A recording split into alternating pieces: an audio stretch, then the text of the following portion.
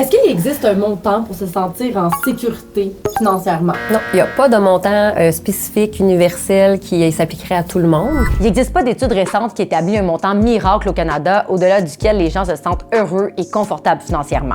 Mais j'ai réalisé ma petite enquête maison auprès de nos lecteurs puis de mes abonnés sur Instagram. Le salaire personnel qui revient le plus souvent, 100 000 $. Ça va dépendre de plusieurs facteurs. Donc, ça dépend de vos valeurs personnelles, votre coût de vie, votre situation familiale, fiscale. Dans les dernières années, on a beaucoup entendu parler d'inflation, du coût de la vie, de la crise du logement, de l'accès à la propriété. Mais est-ce que ça signifie qu'on est moins nantis qu'avant?